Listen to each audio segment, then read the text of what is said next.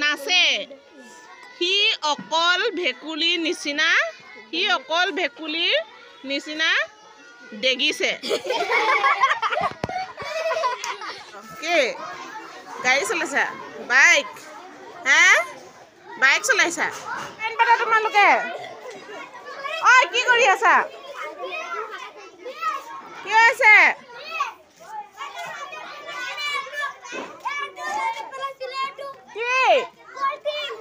ক'ত পেলাইছিলে কোনটো মইতো দেখাই নাই কোনটো পলিথিনটো ইমান ওপৰত কি হৈছে আজিকালি প্ৰাৰ্থনা আৰম্ভ কৰা লাইন পাতা আজি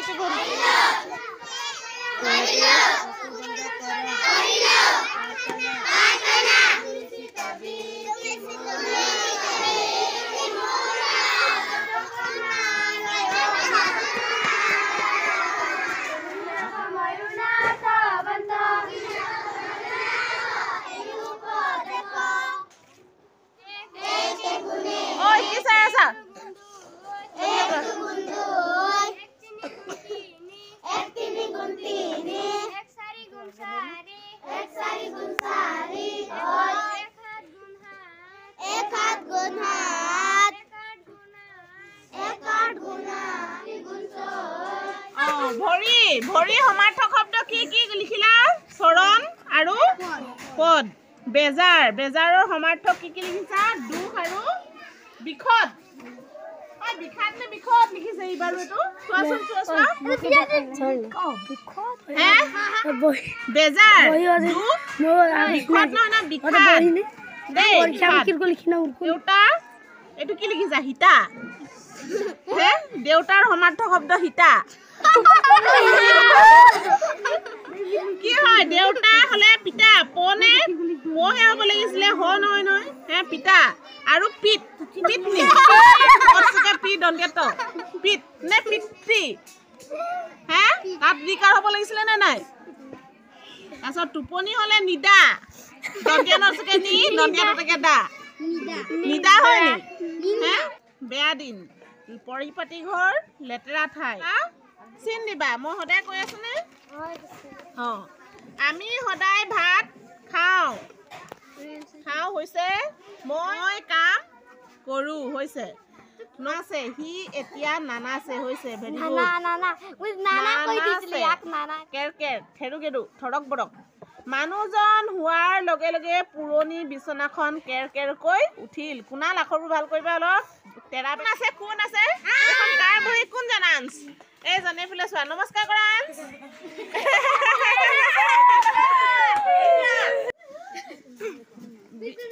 আন্স কোৱাচোন ভৰিৰ সমাৰ্থক শব্দবোৰ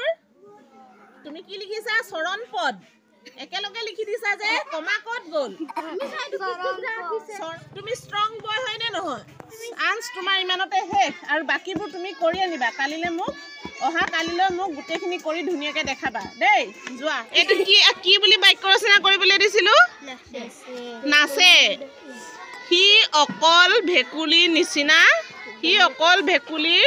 নিচিনা দেগিছে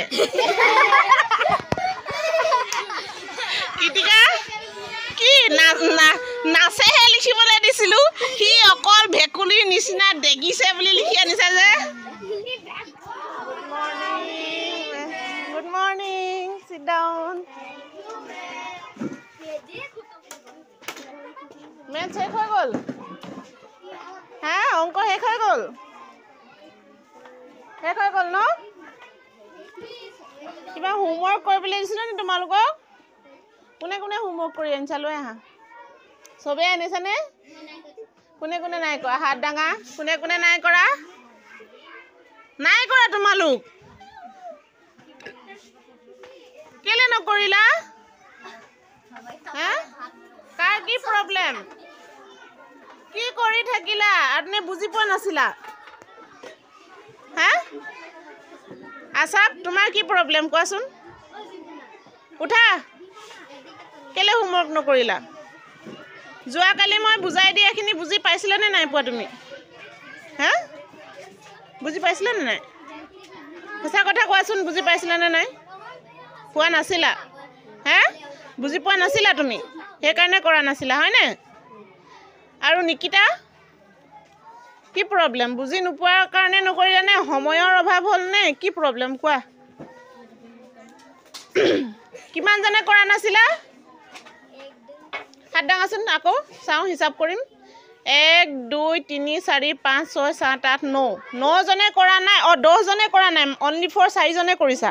হয়নে বেছি সংখ্যকে কৰা নাই সঞ্জীৱ তোমাৰ কি প্ৰব্লেম হ'ল কোৱাচোন তুমি কেলে নকৰিলা তুমিতো বুজি পুৰা পাইছিলা হা বুজিটো পাইছিলা চাগে ৰাহুল পাইছিলা নাই বুজি কি কামুৰি আছা কিবা এটা সুধিছো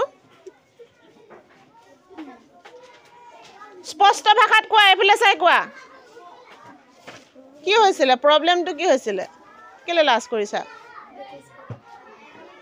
হে কেলে লাজ কৰিছা কেমেৰা অন হৈ আছে বুলি নেকি হে একো লাজ কৰিবলগীয়া কথা নাই কেমেৰা অন হৈছে আমি কথাহে পাতিছো হয়নে সঞ্জীৱ বুজি পাইছিলা ক্লাছত বুজাওতে যোৱাকালি বুজি পাইছিলা অংক পাইছিলা আৰু কেলে নকৰিলা বুজি যদি পাইছিলা তেতিয়াহলে কেলে নকৰিলা কৰিবলৈ সময় নহল পাহৰি গলা হে পাহৰি গলা হে কিবা এটাতো হয় আৰু কোৱাচোন কোনটো হয় মনৰ কথাটো খুলি নকয় ইহঁতি বুজি পাওঁতে পাইছো বুলি কয় আৰু কৰিও নানে এতিয়া মই কি কৰিম মই বুজাই দিলো তোমালোকক অংকবোৰ বুজি পোৱাৰ পিছত যদি কৰি নানা তেতিয়াহলে হেতু কাৰ প্ৰব্লেম কাৰ প্ৰব্লেম হ'ব তোমাৰ প্ৰব্লেম তোমালোকৰ প্ৰব্লেম হ'ব তেতিয়াহলে এতিয়া মই কি কৰিম এতিয়া অংকবোৰ কৰি দিয়া মোক যোনে যোনে কৰা নাই যদি বুজি পাইছা কৰা আৰু যদি কোনোবাই বুজি পোৱা নাই তেতিয়াহলে মোৰ ওচৰলৈ উঠি আহা মই আকৌ শিকাম বহি লৈ আহা লৈ আহা 60 কেজি যেহেতু এটা গুলত আমি 10 কেজিকে ধৰা হৈছে হয় নে নহয় এতিয়া কেটা হ'ব এটা 10 20 30 40 50 60 হয় নে নহয় 10 কেজিকে ধৰিছিল নে না ই হৰেন কিমান কেজি 60 কেজি এটা গুলত কিমান কেজিকে আছে 10 কে আছে 10 যোগ 10 যোগ 10 যোগ 10 যোগ 10 যোগ 10 মানে কিমান হ'ব টোটাল 60 আমাক কৈছে যে এটো প্ৰতীক চিহ্নৰ সহায়ত দেখাবলৈ কৈছে আমি প্ৰতীকৰ সহায়ত এনেকৈ দেখাম এইটো বৃহস্পতিবাৰে কিমান 1000 2000 3000 4000 তেতিয়াহলে কিমানখন হ'ব টোটাল 4000 খন কিতাপ বিক্ৰী কৰা হৈছিল বহুতো শিশুৰ ঘৰুৱা ভাষা বেলেগ আৰু বিদ্যালয়ৰ যিটো ভাষা শিকি জ্ঞান ল'বলগীয়া হয় সেইসকল শিশুৰ কাৰণে যথেষ্টখিনি সংগ্ৰাম কৰিবলগীয়া হয় সিহঁতি নিজেও কষ্ট কৰিব লগা হয় আৰু বিদ্যালয়ৰ শিক্ষকবিলাকো যথেষ্ট কষ্ট কৰিবলগীয়া হয় সিহঁতক বেলেগ এটা ভাষাৰ জৰিয়তে আৰু যেতিয়া জ্ঞান দিবলগীয়া হয় চকচোন স্কুলত কেতিয়াবা কেনেকুৱা পৰিস্থিতিৰ মুখামুখি হ'বলগীয়া হয় প্ৰথমতে আমি শিশুসকলক কিছুমান কথন শৈলীৰ জৰিয়তে মানে কিছুমান কথা পাতি সিহঁতৰ লগত সিহঁতৰ কিছুমান কবিতা আবৃত্তিৰ জৰিয়তে আৰু কথোপকথনৰ জৰিয়তে ভাষাটোৰ মানে এটা সম্যক জ্ঞান দিবলৈ বিচৰা হয় কেনেকৈ কথা পাতিব লাগে বা কেনেকৈ ক'ব লাগে কেনেকৈ ক'লে শুদ্ধ হয় আৰু তাৰ পিছত সেই কোৱা কথাখিনি লিখিবলৈ শিকোৱা হয় আখৰবোৰটো শিকোৱা হয় আখৰবোৰ শিকোৱাৰ পিছত লিখিবলৈ শিকোৱা হয় আৰু লিখিবলৈ যাওঁতে কেনেকুৱা ধৰণৰ মিষ্টেকবোৰ হয় অলপ ভালো লাগে হাঁহিও উঠে আৰু